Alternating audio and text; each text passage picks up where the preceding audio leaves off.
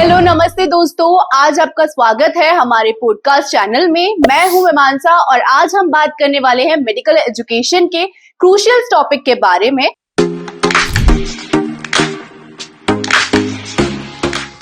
आज हमारे साथ है एमबीबीएस वाला के MD mister Ritesh Singh Rajput. Sir, स्वागत है आपका। थैंक यू सर, आपको देख के बहुत मोटिवेशन मिलता है और आपकी जर्नी और इंसाइट हम सभी के लिए इंस्पायरिंग है। आज आपके पास हमारे लिसनर के लिए वैल्यूएबल इंफॉर्मेशन है। तो सर, शुरू करते हैं। हमारी पहली बात होगी एमबीबीएस के बारे में, जो हर मेडिकल एस्पिरेंट्स का सपना होता है। तो पहली बात, एमबीबीएस इंडिया से करना बेटर है या अब्रॉड से? देखिए, बेसिकली जो इंडिया में एमबीबीएस करना चाहिए या अब्रॉड से, दोनों पहलू अपने अपने जगह पे परफेक्ट है। अगर आपका इंडिया में बजट अगर मैच नहीं कर रहा है, क्योंकि आज के डेट में जितने भी नीट एस्पायरेंट्स हैं, अगर वो गवर्नमेंट कॉलेज ऑप्ट नहीं करते हैं तो इंडिया में एडमिशंस करना एक बहुत ही कॉस्टली है प्राइवेट कॉलेज के अंदर। नो डाउट हमें प्राइवेट कॉलेज में बहुत सारे अच्छे कॉलेज मिलेंगे। बहुत सारे ऐसे भी प्राइवेट कॉलेज है इंडिया के अंतर्गत जो कि गवर्नमेंट से भी बेटर है, जिनके क्लिनिकल एक्सपोजर बहुत अच्छा है, इंफ्रास्ट्रक्चर बहुत अच्छा है, उनको काउंसलिंग क्लिनिकली जितनी भी रिसर्च की चीजें ज्यादा अवेलेबल मिलेंगी गवर्नमेंट कॉलेज से। बहुत सारे इंडिया के प्राइवेट कॉलेज जो हैं वो एनआईआरएफ रैंकिंग में आते हैं, जबकि बहुत सारे एम्स भी एनआईआरएफ रैंकिंग के अंतर्गत नहीं आता है। मेडिकल एस्पायरेंट्स का जो भी नीट की तैयारी करता है उसका ड्रीम होता है कि हमें एम्स मिलना चाहिए। शुरुआत वहीं से होती है कि हमें एम्स के लिए हम प्रिपरेशन कर रहे हैं। धीरे धीरे जब वो प्रिपरेशन के दौरान जाते हैं तो उनको बहुत सारे, फिर उनके चुनाव में अपने स्टेट का गवर्नमेंट कॉलेज होता है, ऑल इंडिया लेवल में जो गवर्नमेंट कॉलेज अच्छे रैंक के आते हैं उनका चॉइस होता है। फिर वो अपने मार्क्स के आधार पे, उनके सिचुएशंस के आधार पे वो अपने कॉलेज का सिलेक्शन और प्राइवेट की तरफ भी मूव करते हैं। अब बहुत सारे ऐसे भी आज के डेट में जितने एस्पायरेंट्स नीट के एग्जाम दे रहे हैं, नियर अबाउट 24 लाख बच्चे नीट का एग्जाम दिए हैं और उसका 50% मतलब 50% लगभग बच्चे क्वालिफाई करते हैं। और इंडिया में लगभग 1,08,000 ही सीट है, जिसमें 56,000 के आसपास गवर्नमेंट सीट है और 52 के आसपास प्राइवेट सीट है। तो सारे स्टूडेंट को इंडिया में एडमिशन पाना आसान नहीं है, उनके लिए बहुत ही ज्यादा मुश्किल भरा है, सीट के अकॉर्डिंग टू सीट और बच्चों की संख्या के आधार पे। दूसरा बात, इंडिया में बजट हमें बहुत ज्यादा हाई मिलता है। अगर प्राइवेट कॉलेज की तरफ परस्यू करें तो आज के डेट में इंडिया के अंदर सबसे लोवेस्ट फीस छत्तीसगढ़ की है, जो कि वो भी 7 to 8 lakh rupees per annum है। सब मिसलेनियस उनकी और काउंसलिंग के और एडमिशन प्रोसेस के चार्ज को इंक्लूड किया जाए तो नियर अबाउट मिनिमम उनको 12 लाख पर एनम खर्च करना पड़ रहा है। ये अगर बजट अफोर्डेबल नहीं है तो उनको 100% अब्रॉड जाना चाहिए। अब्रॉड में भी बहुत सारे ऐसी कंट्री है जहाँ पे बहुत ही अच्छा इन्वायरमेंट और बहुत ही अच्छा क्लिनिकल एक्सपोजर भी मिल रहा है। जैसे हमारे यहाँ के हॉस्पिटल से ज्यादा बेटर अगर कंपेयर करें तो अब्रॉड के कॉलेज के हॉस्पिटल्स बहुत बड़े बड़े हैं। हमारे यहाँ नॉर्मली 350 बेड, 400 बेड, 700 बेड के हॉस्पिटल्स मिलते हैं। वहां पे नॉर्मली कॉलेज के जो हॉस्पिटल्स के बेड काउंट है वो 2,000, 4,000, 5,000, 10,000 पर कॉलेज के अंदर बेड कैपेसिटी, पेशेंट कैपेसिटी है 10,000। तो अब्रॉड से भी एजुकेशन करना अच्छा है, लेकिन उसमें ये ध्यान देना है कि कौन सी कंट्री हमारे जो करिकुलम है उसको फुलफिल करती है। अब बेसिकली जो पहले कुछ वर्ष तक पहले क्या होता था कि हर कंट्री अपने अपने हिसाब से सिलेबस को ऑपरेट करती थी, अपने अपने हिसाब से वो सिलेबस को हमारे बच्चों पे थोपा जाता था। एनएमसी ने रूल्स बना दिया कि जो भी कंट्री अगर इंडिया की एनएमसी गाइडलाइन को फॉलो करेगी वही स्टूडेंट हमारे इंडिया में वैलिड होगा आफ्टर कंप्लीशन ऑफ कोर्स। और उनको आकर यहाँ का जो एग्जाम है एफएमजी उसको क्रॉस करना होगा, देन उनकी इंटर्नशिप होगी और वो बच्चा फिर इंडिया में रजिस्टर्ड हो जाएगा। अब हमारे यहाँ जैसे पहले कुछ कंट्री में होता था कि कुछ कंट्री 4 ईयर का एमबीबीएस कोर्स करा रही है, कुछ कंट्री 7 ईयर का करा रही है। तो हमारे भारत गवर्नमेंट ने, मतलब इंडिया गवर्नमेंट ने एक मिनिमम क्राइटेरिया सेट किया कि 5.5 ईयर का अगर जिसका सिलेबस काउंट होगा, 4.5 का 54 मंथ अगर जिसका भी सिलेबस होगा वही कंट्री हमारे यहाँ वैलिड होगी। बहुत सारी चीजें अभी बहुत बदलाव आ गई। अदर कंट्री भी अपने एजुकेशन पॉलिसी में और हमारी एनएमसी का गाइडलाइन को मैंडेट कर रही है और उसको फॉलो करके अपने सिलेबस को, करिकुलम को बना रही है, तो बेहतर है। अब जिनके पास बजट नहीं है तो उनको अब्रॉड जाने से भी हिचकना नहीं चाहिए। अगर आपका गवर्नमेंट सिलेक्शन नहीं हो पा रहा और इंडिया का बजट आप अफोर्ड नहीं कर सकते और आप मेडिकल के मतलब जर्नी में आपको जाना है और एमबीबीएस ही करना है तो आपको अब्रॉड भी जाना चाहिए। हमारे पड़ोस की कंट्री है नेपाल, वहां पे भी एक अच्छा मेडिकल एजुकेशन मिलता है, तो वहां पे इंडिया से लोवेस्ट बजट में थोड़ा कॉलेज मिल जाता है, इको फ्रेंडली माहौल है, बहुत ही मैत्रिक संबंध है हमारे देश की और नेपाल कंट्री की, तो वहां जा सकते हैं। इसके अलावा यूरोपियन कंट्री में भी जाते हैं लोग। तो लेकिन हाँ, ये देखना है कि कौन सा कंट्री हमारे लिए सेफ है, कहाँ से हमारे जो इंडियन रिलेशन है, जो फॉरेन का, जो हमारे मतलब भारत का संबंध है, उस देश से मजबूत है। कल के डेट में किसी भी तरीके कोई इशू हो तो उस कंट्री में हमारे बच्चों के साथ कोई भी दिक्कत नहीं आए। तो अब अलग अलग फैक्टर्स है। अगर आपके पास पेइंग कैपेसिटी है तो मेरा सुझाव है कि आपको इंडिया में एडमिशन लेना चाहिए। अगर आप बजट लेस हो, अगर आपके पास आपके पॉकेट नहीं अलाउ कर रहा है, तो अगर आपका ऑप्शन ही है कि आपको एमबीबीएस करना है तो आपको अब्रॉड जाना चाहिए।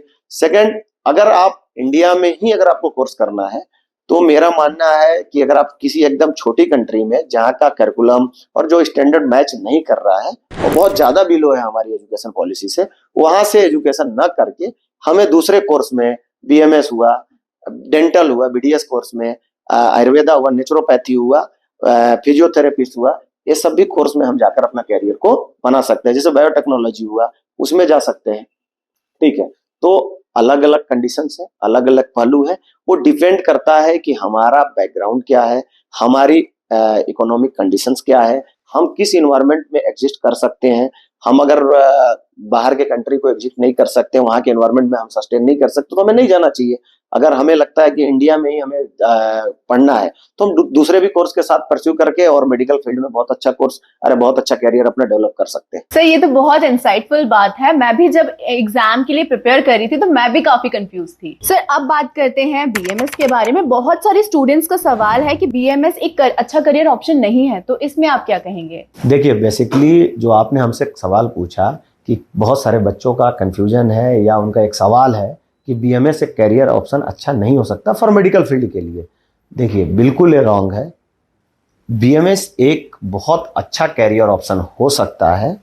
देखिए, बेसिकली जो अभी का ट्रेंड चल रहा है, या आप एमबीबीएस कीजिए, या आप बीएमएस कीजिए, या आप डेंटिस्ट बनिए। आपको एक प्रो लेवल का, आपकी रिसर्च, आपकी स्टडी या उस फील्ड का नॉलेज एक अच्छे लेवल का होना चाहिए। देन आप एक मार्केट में एक अच्छा रेपुटेशन अपने फील्ड के अंदर आप बना सकते हो। बेसिकली होता क्या था कि जो अभी पहले का जो पैरामीटर था, जो हमारे ऊपर, हमारे मीडियम भारत के शिक्षा के ऊपर ये थोपा हुआ एजुकेशन प्रोसेस था, इससे निकलकर हम धीरे धीरे पिछले कुछ सालों से हम लोग आ रहे हैं। अब हम प्रैक्टिकल नॉलेज की तरफ बढ़ रहे हैं। पहले हम थ्योरेटिकल नॉलेज की तरफ जा रहे थे, जिसका हमारे लाइफ में बहुत ज़्यादा यूज नहीं होता था, जिसको लेकर हमें कहीं ना कहीं, थियरी में तो हम बहुत एक्सपर्ट हैं लेकिन क्लिनिकली रिसर्च में हमारा वीकनेस था, और उसके वजह से हमारा पूरे होल लाइफ हम सफ़र करते थे। जितने भी डॉक्टर्स थे उनके साथ भी ये समस्याएं होती थी। अभी हमारे सारे कोर्सेस वो पहले से बहुत ही ज़्यादा प्री डिफाइंड हो गए हैं, सिलेबस में बदलाव हो चुका है, गवर्नमेंट उस पर ध्यान दे रही है। और उस कोर्स से रिलेटेड, जैसे आयुर्वेदा को लेके अभी हमारी भारत सरकार पिछले कुछ दिनों में, कुछ सालों में बहुत ज़्यादा ध्यान दी है। जो आयुर्वेदा है हमारे एंशियंट सभ्यता, मतलब प्राचीन भारत का सबसे बड़ा, वर्ल्ड को हम मेडिकल एजुकेशन देने वाली सभ्यता है, और यहीं से हमारा वैद्य परंपरा स्टार्ट हुआ। और इसी को लेकर मॉडर्न मेडिसिन में जाकर बहुत सारे रिसर्च हुए, और उसमें क्लिनिकली बहुत सारी रिसर्च होने के बाद डिजीज डिफाइन हुई। डिजीज के साथ साथ उसका रिसर्च करके उसको ओवरकम करने के लिए जो इलाज जिसको बोलते हैं, वो इलाज डिफाइन हुआ, कैसे उसको ट्रीट किया जाएगा। तो हमारी जो सभ्यता है आयुर्वेदा, वो तो बहुत पुराना है और वो बहुत ही यूजफुल है। और आज के डेट में मार्केट के अंदर अभी बेसिकली हम अपने भारत की बात करें, इसके अलावा भी बहुत सारी कई कंट्री है जो कि इसके लेकर पॉलिसी बना रही है, और आयुर्वेदा को लेकर गवर्नमेंट हर कंट्री बहुत फोकस कर रही है, और इसमें तो भारत सबसे आगे है। और बीएमएस एक बहुत ही अच्छा कैरियर ऑप्शन हो सकता है, चूँकि एमबीबीएस जो है वो एलोपैथिक मेडिसिन है। एलोपैथिक मेडिसिन में क्या होता है कि विदाउट एविडेंस नो मेडिसिन। अगर एविडेंस नहीं है तो हम उसको कुछ भी जज नहीं कर सकते, उसके लिए हमारे पास कोई ट्रीटमेंट नहीं है। आयुर्वेदा में हमारे पास बहुत ही ज़्यादा, मतलब बोलते हैं कि रिसर्च हमारी पुरानी है, और जिससे हम जटिल से जटिल बीमारी को हम आइडेंटिफाई कर लेते हैं, और बहुत ही उसका मतलब बोलते हैं ना कि बेसिक लेवल पे हम उसको क्योर कर सकते हैं। तो आयुर्वेदा बहुत अच्छा ऑप्शन बन सकता है। गवर्नमेंट अभी उसके अंतर्गत कुछ सर्जरी भी अलाउ कर दिया है। आफ्टर जो कंप्लीट आप आयुर्वेदा के कोर्स के बाद जो इंटर्नशिप होता है, उसमें गवर्नमेंट ने इंटर्नशिप को 2 पार्ट में कर दिया, 6 मंथ आयुर्वेदा, 6 मंथ एलोपैथिक। कुछ मेडिसिन भी लिखने के लिए, जो मॉडर्न मेडिसिन है, जो एलोपैथिक मेडिसिन है, उसको लेकर भी अलाउ कर दिया है। आप आयुर्वेदा में बहुत अच्छा कैरियर बना सकते हैं। आयुर्वेदा पहले से बहुत ज़्यादा मॉडिफाई हो चुका है। जैसे आप अगर बोलोगी तो होम्योपैथिक के समय, होम्योपैथिक में हम लोग देखते थे कि बहुत ही पुरानी सभ्यता से वो लिक्विड बेस और गोली में हमको इलाज करना, मतलब ट्रीटमेंट के लिए मेडिसिन मिलती थी। अभी आप होम्योपैथिक भी बहुत ही ज़्यादा मतलब मॉडर्न तरीके से बना दिया गया है। उसके ट्रीटमेंट, डायग्नोसिस करने का तरीका, उसके अंदर रिसर्च, मेडिसिन का फॉर्मेट सेम उसी तरीके से आयुर्वेदा भी टैबलेट फॉर्म में आ चुका है, आयुर्वेदा अपने सिरप फॉर्म में आ चुका है और इसका रिजल्ट पहले से ज़्यादा बेटर हो चुका है। क्या था, आयुर्वेदा टाइम टेकन प्रोसेस था। आयुर्वेदा से इलाज में थोड़ा लॉन्ग टर्म लगता था। आज भी हम मॉडर्न जैसे एलोपैथिक से हम ज़्यादा टाइम लगते हैं, लेकिन हमारे पास इसमें रिजल्टेंट है 100% क्योर करने का। तो आयुर्वेदा एक बहुत अच्छा स्कोप हो सकता है, बट इसमें चाहिए पेशेंस वाला लोग। जैसे मॉडर्न मेडिसिन में क्या है कि डॉक्टर क्या चाहता है, तुरंत इलाज किया और तुरंत उसको रिजल्ट चाहिए। इसमें क्या, डॉक्टर भी पेशेंसफुल इलाज करेगा, इसके जो पेशेंट भी रहेंगे वो भी पेशेंसफुल इलाज कराएंगे और इसका रिजल्ट उनको लॉन्ग टर्म में बहुत अच्छा मिलता है। तो जैसा कि आप स्लो प्रोसेस है इसका, मतलब रेक्टिफाई करने का, इलाज करने का प्रोसेस है, तो उसमें डॉक्टर्स को भी बहुत ही पेशेंस वाला बनना पड़ेगा और काउंसलिंग इसकी बहुत ही क्लियर और प्री डिफाइंड प्रोसेस में करनी पड़ती है। तो थोड़ा सा मॉडर्न मतलब एलोपैथिक से इसकी काउंसलिंग का प्रोसेस समझाना डॉक्टर्स के लिए थोड़ा टफ होता है, रिजल्ट थोड़ा सा लेट मिलता है। तो लोग सोचते हैं कि आयुर्वेदा बहुत बेकार है या इसमें हमारा कैरियर बहुत अच्छा नहीं बन सकता। लेकिन मैं आपको बताऊं कि अगर इसका बेस्ट तरीके से अगर कोई पढ़ाई करे और अच्छा रिसर्च करे तो आयुर्वेदा बहुत बड़ा वास्ट सिलेबस है और बहुत अच्छा नाम और फेम के साथ और अच्छी जीवन का वो अपने डॉक्टर्स जर्नी को परस्यू कर सकते हैं एक मान सम्मान के साथ, तो एक अच्छा इनकम के साथ। तो आयुर्वेदा बेस्ट कोर्स है। इसको हम बोलते हैं कि अगर MBBS आपको इंडिया में नहीं मिला और इंडिया में ही कोई दूसरी डिग्री करना चाहते हैं, अब्रॉड नहीं जाना चाहते हैं, तो 100% आप आयुर्वेदा को परस्यू करिए और अपने डॉक्टर डिग्री को आप आगे बढ़ाइए और आपका लाइफ बहुत ही अच्छा जाएगा मेडिकल फील्ड में। बिल्कुल सर, अगर किसी स्टूडेंट का लो स्कोर है नीट में तो क्या वो MBBS में एडमिशन ले सकता है इंडिया में, और MBBS वाला कैसे मदद करेगा? देखिए, जैसा आपने पूछा हमसे कि क्या नीट स्कोर अगर किसी का कम है या लो मार्क्स है तो क्या इंडिया में एडमिशन ले सकता है और एडमिशन में MBBS वाला क्या गाइड करेगा। देखिए, बेसिकली जो इंडिया के अंदर सारे राज्य में जो एडमिशन होता है एक काउंसलिंग प्रोसेस से होती है और उसमें हमें पार्टिसिपेट करना होता है। हम जब तक काउंसलिंग के प्रक्रिया में भाग नहीं लेंगे तब तक हमारा एडमिशन प्रोसेस कंटिन्यू नहीं होगा। अब लो स्कोर पे 100% जब एलिजिबिलिटी भारत में बनी हुई है कि 50 परसेंटाइल 164 मार्क्स है और जनरल कैटेगरी, और SC/ST कैटेगरी के लिए 129 मार्क्स है जो कि एलिजिबिलिटी क्राइटेरिया है। तो 100% एनडीए ने जो एक एलिजिबिलिटी क्राइटेरिया बनाया है तो सोच समझ के बनाया है, ये पॉसिबल है। एक हमारा जो कि लो स्कोर पे भी इंडिया के अंतर्गत एडमिशन हो सकता है। अब हमें ये देखना है कि ये लो स्कोर पे एडमिशन कैसे होगा और किस प्लेस पे होगा। दूसरा, हमारे लिए वो स्टेट बेनिफिशियल है कि नहीं है, क्या हम वहां से अपना मेडिकल एजुकेशन करते हैं तो हमारे लिए यूजफुल है कि नहीं और फ्यूचर के लिए। ठीक है, ये 3 क्वेश्चन हमारे पास आएगा। अब MBBS वाला इसी तीनों पैरामीटर के लिए आपकी मदद करेगा, आपकी स्क्रीनिंग करेगा। अगर नॉर्थ का बच्चा है तो क्या साउथ में वो कितना सर्वाइव कर पाएगा। साउथ में अगर कोई सपोज कोई कॉलेज मिलता है, कोई रूरल एरिया का बोलते हैं कि छोटे डिस्ट्रिक्ट का कॉलेज मिलता है, तो बच्चा को तो वहाँ पे 5 साल 4.5 साल का 4.5 ईयर का कोर्स करना, 1 ईयर का इंटर्नशिप करना है, क्या वहाँ सर्वाइव कर पाएगा कि नहीं कर पाएगा। हमारा बच्चा अगर मान के चलो किसी दिल्ली रीजन का है और मैंने उसको आंध्रा के किसी छोटे से डिस्ट्रिक्ट में और किसी मेडिकल कॉलेज में एडमिशन करा दिया, तो क्या वहाँ वो ग्रोथ करेगा या वो उसका कैरियर स्कोप और गिर जाएगा। ये बहुत बड़ी समझने की चीज है। सीट लेना बहुत बड़ा महानता नहीं है कि हमने मेडिकल के एडमिशन जाकर करा लिया और किसी कॉलेज के अंदर एक सीट पा लिया, ये बहुत बड़ी महानता नहीं है। महानता है कि हम जो चीज अपने लिए प्लान कर रहे हैं उसका आफ्टर कंप्लीशन ऑफ वर्क हमें क्या मिलेगा। हमारे बच्चों को, पेरेंट्स को भी सोचना चाहिए कि पेरेंट्स क्या होते हैं, मेरे पास बहुत सारे ऐसे पेरेंट्स आते हैं जो इतना ज्यादा परेशान है कि हमें MBBS में एडमिशन कराना, हम कहीं भी करा लेंगे। तो ये समझने की चीज है कि कहीं कराना एक समस्या का हल नहीं है। ठीक है, आपके बच्चे का लो स्कोर है, आप मेडिकल में एडमिशन कराना चाहते हैं, MBBS के कोर्स में कराना चाहते हैं, आप जाकर कोई कॉलेज ऑप्ट कर लिए, वहां पे जाकर एडमिशन ले लिया, तो क्या आपका बच्चा वहां से डॉक्टर बन के निकलेगा कि वहां पे उसका डॉक्टर्स बनने का जो प्लान था वो किसी और की तरफ शिफ्ट हो गया, वो एक सक्सेसफुल डॉक्टर नहीं बन पाए, वो वहां पे पढ़ाई में उसका स्कोर धीरे धीरे और गिरने लगा, तो उसकी पूरी कैरियर क्या होगा, धीरे धीरे डिक्रीजिंग ऑर्डर में जाने लगेगा। बच्चा क्या करेगा, जब आप फेल्योर रेशियो की तरफ बढ़ेगा तो आज के जो ट्रेंड है, अभी जो जमाना है, उस दौरान बच्चे अपने पेरेंट्स से बहुत सारी चीजें हाइड करने लगते हैं। तो इसको समझना है। ये इस कैरियर कॉलेज सिलेक्शन में एमबीबीएस वाली आपकी मदद करेगा। बच्चे का एक प्रोफाइल एनालिसिस होगा, बच्चे का एक हम लोग रिव्यू लेते हैं कि बच्चे को कौन सा एटमॉस्फेयर देना चाहिए, कहाँ पे वो एक अच्छा आउटपुट लेकर आएगा। देन हमें सबसे बड़ी बात है एडमिशन लेने के प्रक्रिया में, एडमिशन तो चलो हो भी जाए, बजट भी तो हमें प्लान होना चाहिए। अगर हम फॉर यूजी कोर्स के लिए हम इतना बजट एक प्लान करके जाते हैं, फिर हमें पीजी भी, सिर्फ ओनली एमबीबीएस कर लेने से बहुत ज्यादा कैरियर स्कोप आपका मार्केट में बहुत ज्यादा रिनाउंड डॉक्टर के तौर पे आप नहीं जाने जाओगे। कहीं ना कहीं आपको फॉर एमडी और एमएस के लिए कहीं ना कहीं परस्यू करना पड़ेगा। तो एक हम पूरे बच्चे का स्क्रेच से, आफ्टर 12th बच्चा है 2 साल का, उसके पास गैप है या 1 ईयर का गैप है, उसके बाद उसका हम पूरी स्क्रेच से डिजाइन करते हैं, डिफाइन करेंगे कि इसको यूजी में यहाँ तक बजट खर्च करना चाहिए, आफ्टर यूजी इसको हमको ये मैनेज करना चाहिए, बच्चा को सेकेंड ईयर से किस पहलू पे ध्यान देना चाहिए, और फिर पीजी में वो कैसे बेस्ट प्लान कर सकता है।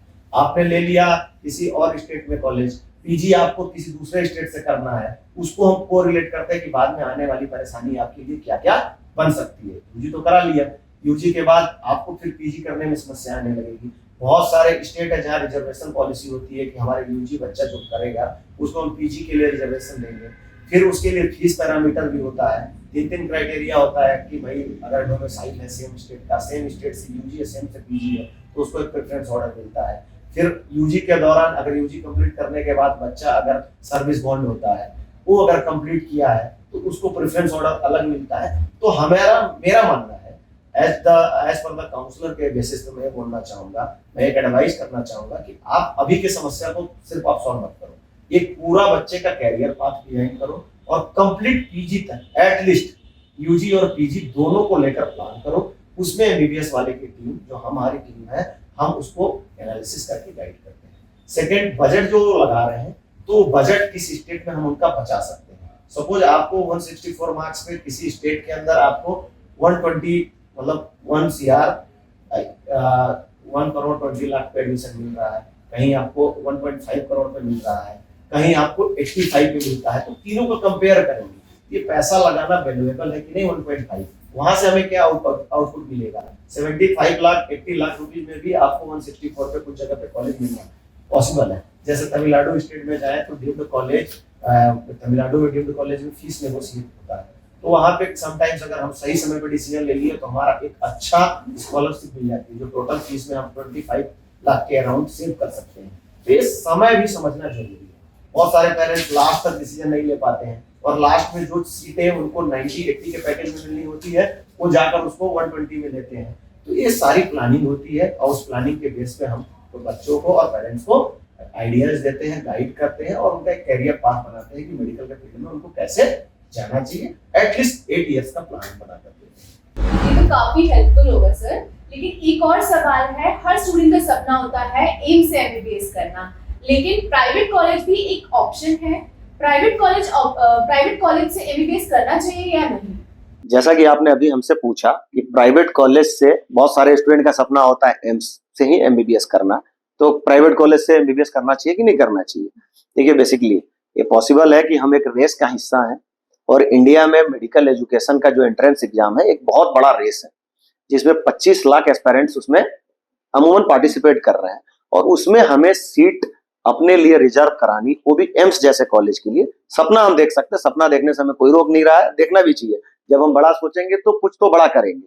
100% है, हम एम्स नहीं जाएं तो उससे नीचे जाएंगे, उससे नीचे नहीं जाएंगे तो एक बेस्ट कॉलेज में तो जाएंगे। तो सपना देखना चाहिए, सपना खुली आंखों से देखना चाहिए, तभी हम कुछ अच्छा कर पाएंगे। अगर एम्स आपको नहीं मिला आपके नीट स्कोर के बेस पे, तो प्राइवेट कॉलेज में क्यों नहीं जाना चाहिए? बिल्कुल जाना चाहिए। अगर हमारा जर्नी, हमारा पाथवे डिसाइड है कि हमें मेडिकल एजुकेशन में परस्यू करना है, हमें डॉक्टर बनना है, तो हमें प्राइवेट क्या और सरकारी क्या या एम्स क्या, हम किसी भी रास्ते से जाकर डॉक्टर बन सकते हैं और हमें प्राइवेट कॉलेज में जाने से बिल्कुल भी हिचकना नहीं चाहिए। अब प्राइवेट और गवर्नमेंट में 2 चीजें हैं। एम्स का बहुत ही अच्छा नाम है, बहुत ही अच्छा क्लिनिकल एक्सपोजर होगा। हम किसी प्राइवेट से करेंगे तो एज कंपेयर टू एम्स बहुत नीचे का कॉलेज होगा, ठीक है, कोई बात नहीं है। लेकिन हम अगर पढ़ाई करके हम अगर किसी रास्ते पे जाना ही बंद कर दें, अगर हमें कोई पाथ नहीं मिले, कोई हमारा एम नहीं मिले, तो क्या हम रास्ते जाना बंद कर दें? हमें तब तक चलना चाहिए जब तक कि फिर हम दूसरे रास्ते का अरेंजमेंट कर लेंगे। तो हमें प्राइवेट कॉलेज से एमबीबीएस परस्यू करके अपनी स्टडी को बहुत अच्छी रखनी चाहिए। मार्केट में इतने सारे ट्यूटोरियल्स हैं, इतने सारे प्लेटफॉर्म्स हैं, बहुत सारी ऐसी एजेंसी है जो आपको एक बेस्ट डॉक्टर बनने में मदद कर रही है। आप उसका सहारा लेके बहुत सारी अब्रॉड के भी, यूएस के भी और यूके के भी बहुत सारे यूनिवर्सिटी हैं जो आपको एडवांस करिकुलम आफ्टर आपके इंडियन जो सिलेबस है उसके अलावा भी आपको as a intern, as a online basis पे बोल सकते हैं कि आपको क्लास दे रही हैं। तो आप एक बहुत अच्छा रिसर्च उससे भी कर सकते हैं और आप मार्केट के रिसोर्स में जाकर जो बाहर है कॉलेज के बाहर, उससे आप अपनी प्रिपरेशन साथ में लेकर एक बेस्ट डॉक्टर बन सकते हैं। ये हम बिल्कुल भी आज आपके मतलब इस चैनल के माध्यम से बोलना चाहूंगा, ये चैलेंज के साथ बोलना चाहूंगा।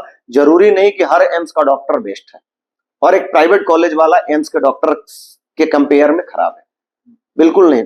मेडिकल फील्ड सिर्फ और सिर्फ एजुकेशन के दौरान, जो पढ़ाई के दौरान की जर्नी नहीं है, ये आफ्टर कंप्लीशन ऑफ वर्क आपका रियल जो डायग्नोसिस है, रियल जो मार्केट में आप जो डिलीवर करोगे पेशेंट के साथ, वो आपका मेन एग्जामिनेशन है।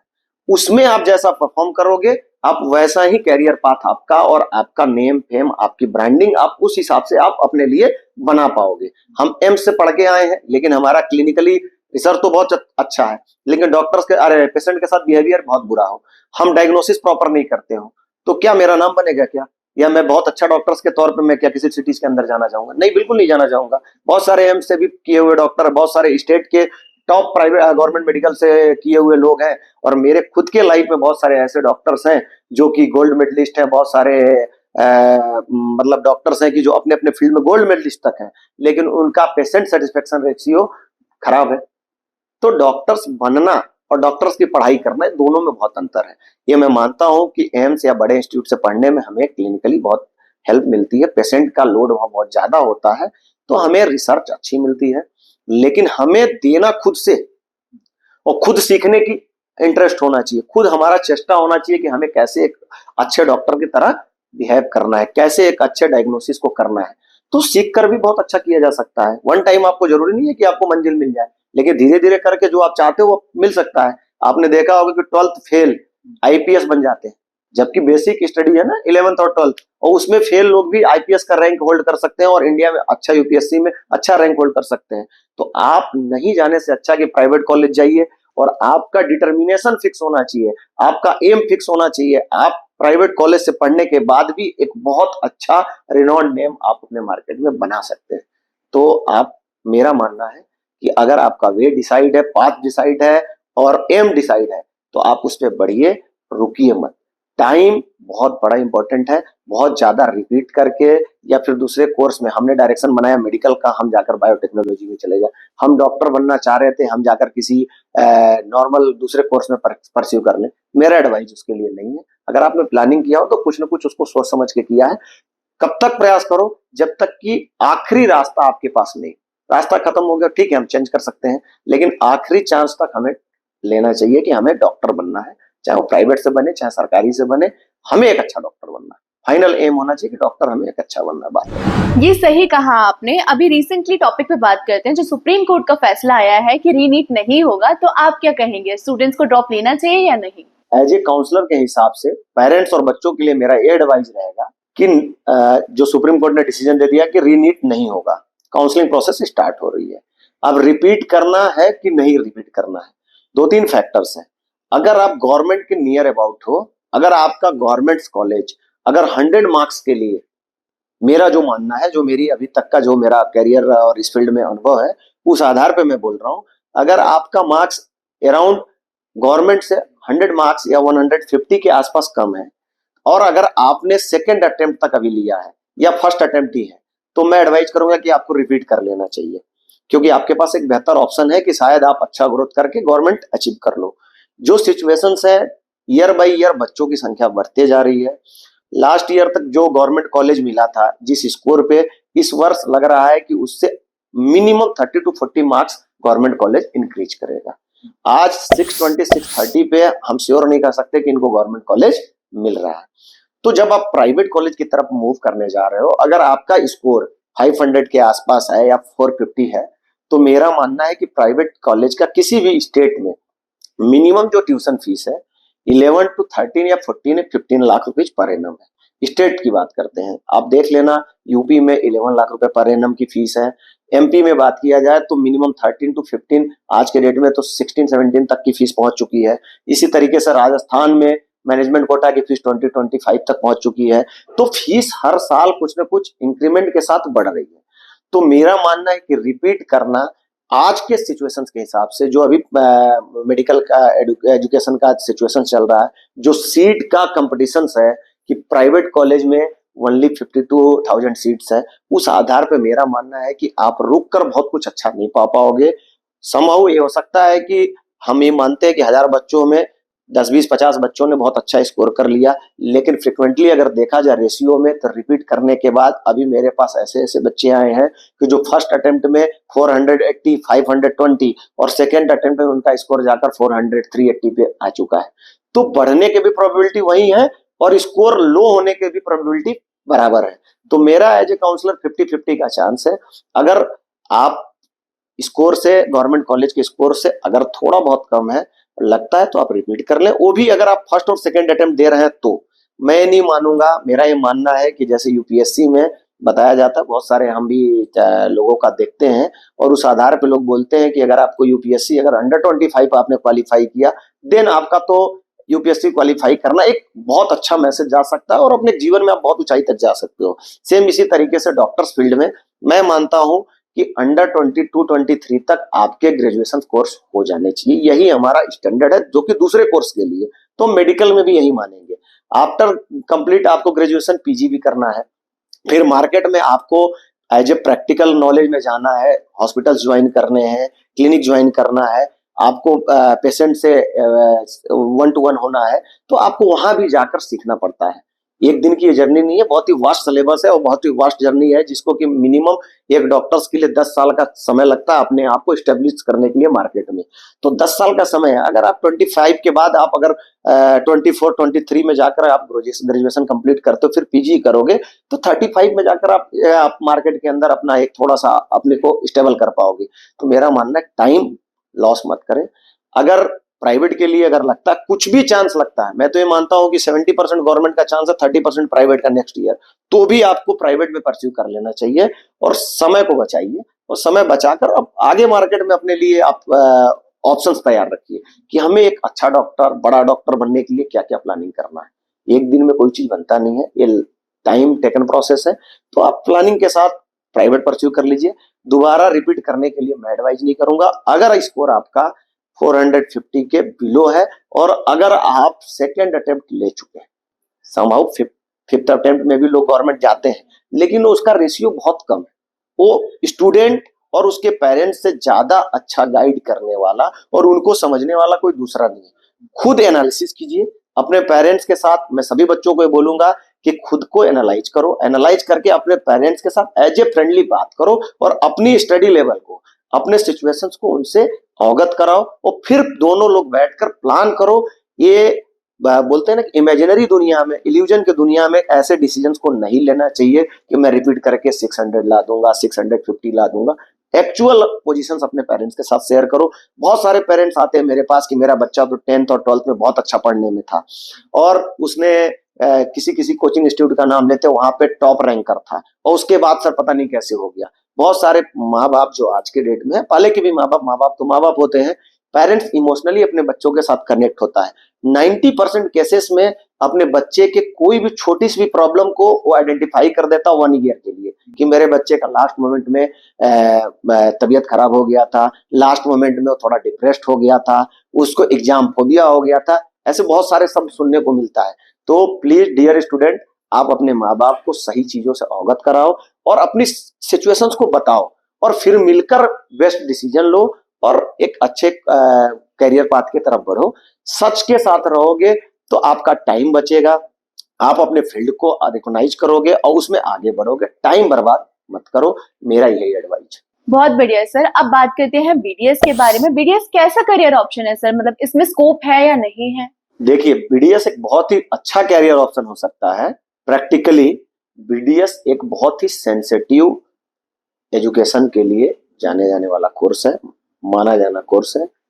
इसमें क्या होता है कि जैसे एमबीबीएस है और आयुर्वेदा है, या जो भी और मेडिकल के मतलब जो ग्रेजुएशन कोर्स है, इससे बीडीएस डिफरेंट है।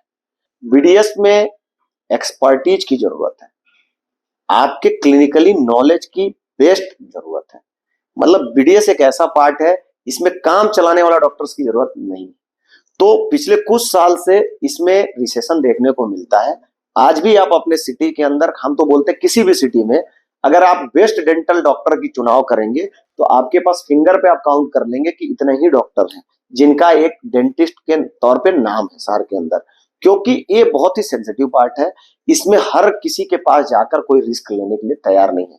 इन जनरल अपन बात करते हैं कि एज ए एमबीबीएस आपने कर लिया, एमबीबीएस करने के बाद एज ए आप जीपी हो, जनरल प्रैक्टिशनर हो, आप जाकर किसी से मतलब किसी का इलाज कर रही हो, उसमें थोड़ा बहुत 19-20 है। 19-20 कहने का सेंस है, मैं पॉडकास्ट मतलब मैं आपके चैनल के माध्यम से बोलना चाह रहा हूं कि इसमें थोड़ा बहुत मैनिपुलेशन चल सकता है, लेकिन डेंटल के मामले में कोई भी लापरवाही नहीं चल सकती है। अभी आप देखो कि सिटी के अंदर तो लोगों ने बोर्ड तो लगा के बैठा है कि मैं एक डेंटिस्ट हूं, मैंने यहाँ से पीजी किया है, लेकिन जब उनसे आप क्लिनिकली जब काम कराने जाओगे तो उनके जो हैंड प्रैक्टिस है, वो जो जब क्लिनिकली जो आपके टीथ के ऊपर वो प्रैक्टिस अपना स्टार्ट करते हैं, उनका कॉन्फिडेंस लेवल दिख जाता है कि ये इन्होंने बहुत ज्यादा अच्छा काम नहीं सीखा है।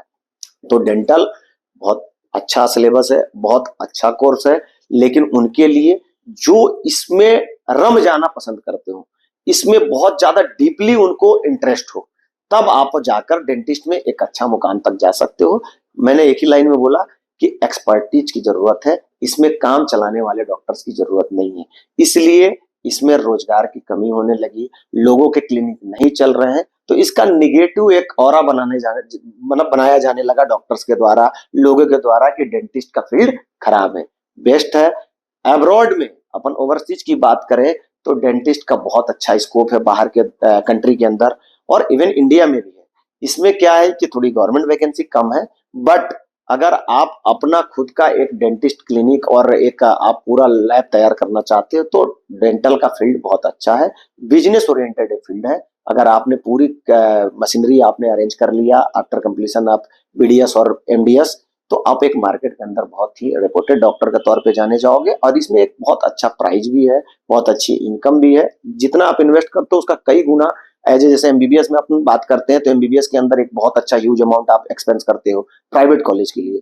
बीडीएस में एज कम्पेरेटिव बहुत कम पैसा आपका लग रहा है। इसमें अगर आपने क्लिनिकली अच्छा साउंड हो गए तो आप एक अच्छा कैरियर आप बना सकते हो, और एक रिनॉन्ड नेम फेम के साथ आप अपने जीवन को गुजार सकते हो। तो डेंटल भी एक अपने लेवल पे बहुत अच्छा मार्केट है, आयुर्वेदा भी अच्छा है। सबका एक अलग मार्केट प्लेस है, सबकी एक अलग थ्योरी है। जिसका जिस फील्ड में इंटरेस्ट हो उसमें जाए। कोई भी कोर्स बना हुआ कोई भी बेकार कोर्स नहीं होता है।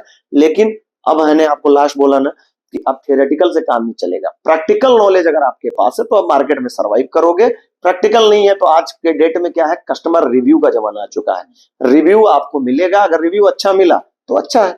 हम आज के डेट में एक मार्केट के अंदर एक नॉर्मल रेस्टोरेंट खोजते हैं तो हम सबसे पहले क्या देखते हैं, रिव्यू देखते हैं।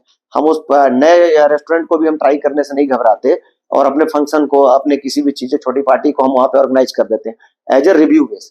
तो सेम इस मार्केट में आप लोगों को सेटिस्फाइड करिए। अगर आपके सेटिस्फेक्शन का रेशियो ज्यादा हो गया आपके फेलोवर रेशियो से, तो आप मार्केट में सर्वाइव करोगे।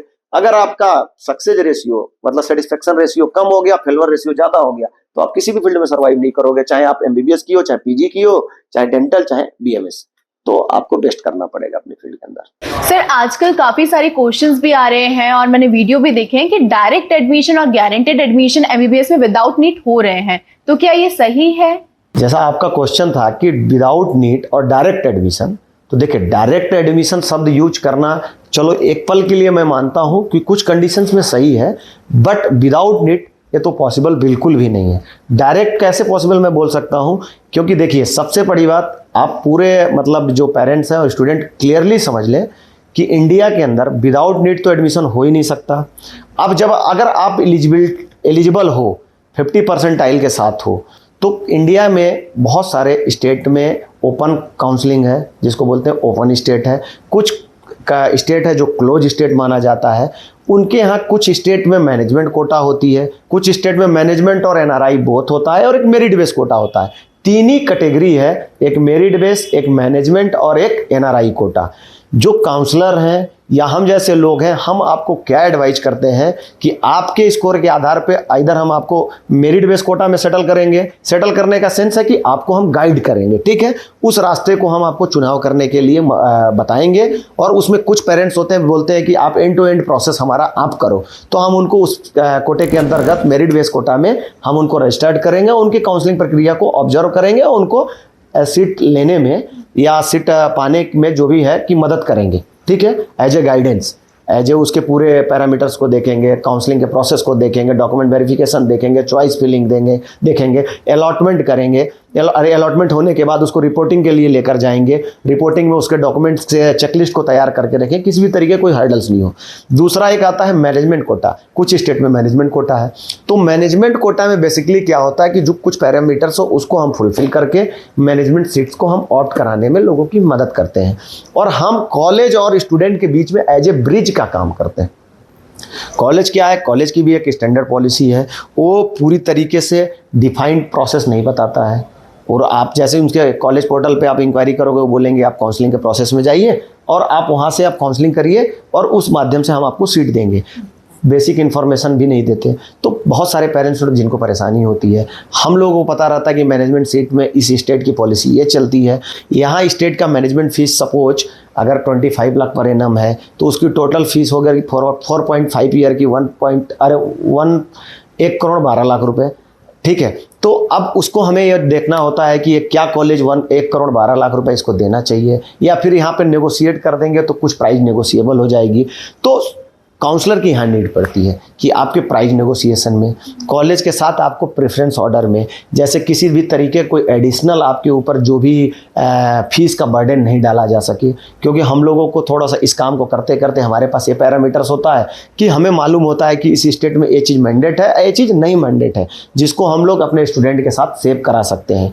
कॉलेज का उनका इस स्कोर पे एनालिसिस करके उनके टोटल 28 स्टेट है उसमें ये देखेंगे कि कहीं कहाँ पे बेस्ट कॉलेज मिल सकता, कहाँ उनका हम पैसा बचा सकते हैं, उनका इन्वायरमेंट के हिसाब से बच्चा कहाँ सेटल होगा, साइकोमेट्रिक असेसमेंट के हिसाब से कि वो बच्चा किस जगह पे सस्टेन करेगा, कहाँ उसका कैरियर अच्छा बन सकता है, ये सारे पैरामीटर्स को हम लोग देखते हैं। एनआरआई कोटा जो होता है, एनआरआई कोटा में हम उसके पेपर्स के जो गाइडलाइन है उसको स्टूडेंट और पेरेंट्स के साथ मिलकर उसको हम प्रिपेयर कराएंगे कि कैसे करना है, ये चीज़ को कैसे हमको क्रैक करना है, क्या क्या गवर्नमेंट मांग रही है उसको हम कैसे फुलफिल कर सकते हैं।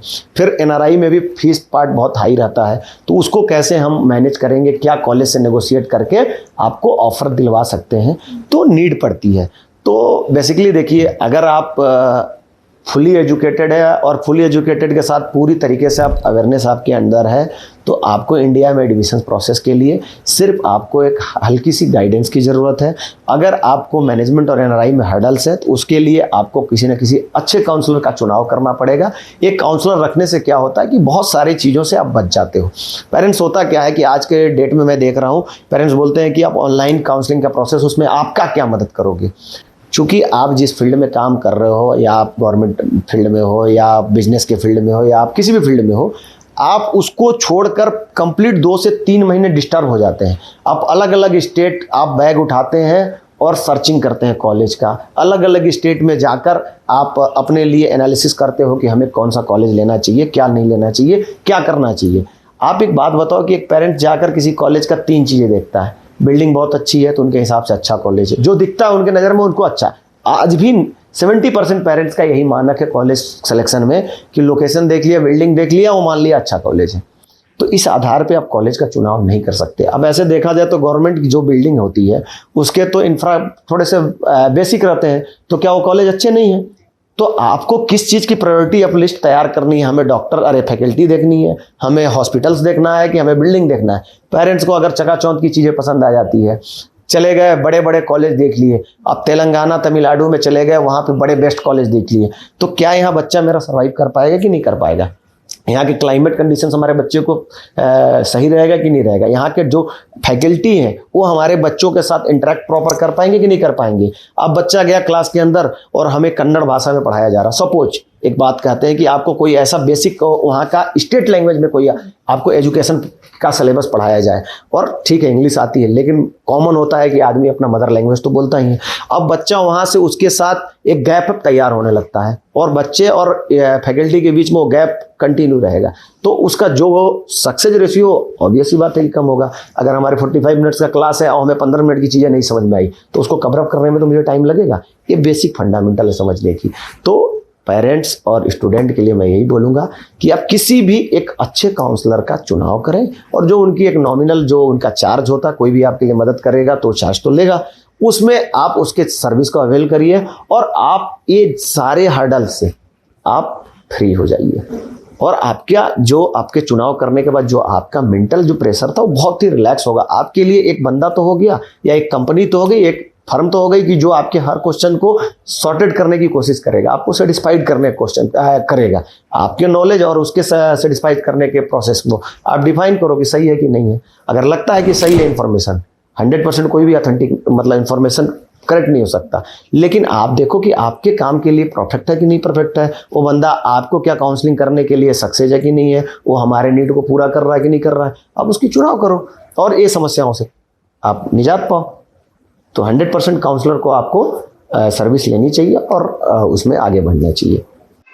सर, इसमें काफी सारे पेरेंट्स का क्वेश्चन रहता है कि हम अपने बच्चों को बाहर भेजें या नहीं भेजें, क्योंकि हम जानते हैं कि इंडिया में और कंट्रीज में वॉर कुछ ना कुछ चलता ही रहता है, तो क्या करना चाहिए इसमें फिर? देखिए बेसिकली जो है इंडिया अब्रॉड में मेडिकल एजुकेशन का पैरामीटर लगभग सेम है। ऐसा नहीं है कि बाहर में खराब है और इंडिया में अच्छा है। सिचुएशंस है कि हमारे स्टूडेंट की सिचुएशंस क्या है, उसकी जो बोलते हैं ना कि मेंटली जो बोल सकते हैं कि वो सेंसिबल कितना है, बाहर के कंट्री में वो एडजस्ट कर पाएगा कि नहीं कर पाएगा। आप ऑब्वियस सी बात है, आप अपने कंट्री से बाहर जाते हैं तो वहाँ का एनवायरनमेंट में आपको सेटल होना पड़ेगा। कुछ वहाँ की लोकल हैबिट्स भी होंगे जो कि अच्छे भी होंगे बुरे भी होंगे, वहाँ के एनवायरनमेंट्स भी होंगे, वहाँ का फूड कल्चर भी होगा, उसको हमें सर्वाइव करना पड़ेगा, हमें हमें अपने हिसाब से उसको एडजस्ट करना पड़ेगा। एक चीज है। दूसरा, इंडिया में आप करते हो तो देखो बेसिकली क्या होता है कि इंडिया में इसलिए एमबीबीएस करने के लिए हम प्रेफर करते हैं कि अगर आपका बजट अलाउ करता है, क्योंकि आप आफ्टर अगर आपको एमबीबीएस कंप्लीट करने के बाद अब्रॉड में किसी भी ओवरसीज में सेटल होना है तो आपके लिए बेस्ट है कि आप ओवरसीज में जाएं, क्योंकि आप एक एज ए ग्रेजुएशन कोर्स के दौरान आप हैबिचुएट हो जाएंगे कि वहां के सिचुएशन से हैंडल करना, वहां के क्लाइमेट कंडीशंस को, वहां के लोगों के साथ कैसे आपको बिहेव करना है, कैसे आपको मार्केट में अपने आप को एक्सप्लोर करना है, वो आपको पता चल जाएगा। तो मैं बोलूंगा कि अगर ओवरसीज में आपको सेटल होना है तो आप बिल्कुल लेट ना करें, बजट हो तो भी और नहीं बजट हो तो भी आप अब्रॉड जाए। अगर आपको इंडिया में आकर वापस प्रैक्टिस करना है तो मेरा प्रेफरेंस है कि आप इंडिया से एमबीबीएस करें, क्योंकि ड्यूरिंग द कोर्स आप अपने इन्वायरमेंट से, अपने लोगों से, अपने डिजीज से सारी कंपेरेटिवली मतलब आप अब्रॉड वालों से ज्यादा बेस्ट हो जाते हैं, क्योंकि हम डेली बेसिस पे ऐसे लोगों से मिलते हैं जो हमारी सामने समस्या लेकर आते हैं, तो हमें उनको हैंडल करने, उनकी काउंसलिंग करने, उनके डिजीज से रिलेटेड हमारे पास एक अच्छा एक्सपीरियंस हो जाता है। जैसे हम कंप्लीट करके मार्केट में आते हैं तो अब्रॉड वाले से हम बेटर हो जाते हैं कम समय के अंतर्गत। आप अब्रॉड से आओगे, आकर फिर इंडिया के अंदर इंटर्नशिप करोगे, इंटर्नशिप करने के बाद आपकी डिग्री आप मतलब एनएमसी आपको रजिस्ट्रेशन नंबर देगी, देन आप अपना प्रैक्टिस करते हो। तो आप तब तक जब तक आपका एफएमजी नहीं क्लियर होता है तो वहां पे एक चांसेस होता है कि आप अब्रॉड में जो कोर्स ड्यूरेशन है वो इंडिया से लगभग 1 साल ज्यादा है, तो लगभग 1 से 1.5 साल आप वहां आप दे रहे हो एक्स्ट्रा। दूसरा, आने के बाद एफएमजी अगर आपका वन टाइम में नहीं क्लियर हुआ तो फिर आपको एफएमजी के लिए प्रिपरेशन करना। तो आप एक एवरेज मान के चलते हैं कि इंडिया और अब्रॉड में मिनिमम 3 इयर्स गैप हो जाता है। तो ये 3 साल का जो टाइम है बहुत बड़ा वैल्यूएबल है। अगर आप थोड़ा भी बजट आप एग्जिस्ट कर सकते हो और मैनेज कर सकते हो तो इंडिया से आपको करना चाहिए, अगर इंडिया में आकर प्रैक्टिस करना है तो। दूसरा, आप क्लिनिकली आप अब्रॉड वाले से कहीं ना कहीं 3 इयर्स के अंदर और ड्यूरिंग द स्टडी आप उनसे काफी साउंड हो जाते हो। तो अब्रॉड वाले जो स्टूडेंट होते हैं, ऐसा नहीं कि सबके लिए है, जो कुछ इंटेलिजेंट स्टूडेंट है वो बहुत जल्दी कवर अप कर लेते हैं, लेकिन ऑन एन एवरेज बच्चों की बात करें तो वो इंडिया वाले डॉक्टर्स के सामने एज ए बैक बेंचर बन जाते हैं।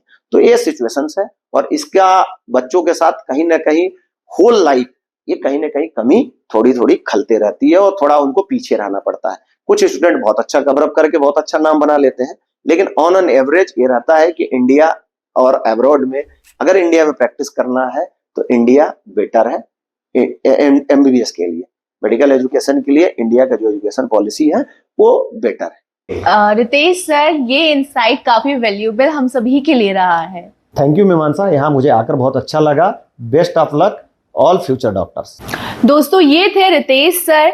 आप सभी को इंफॉर्मेटिव इन्फॉर्मेशन मिल चुकी होगी और आप हमारे चैनल को सब्सक्राइब कर सकते हैं और बेल आइकन प्रेस कर सकते हैं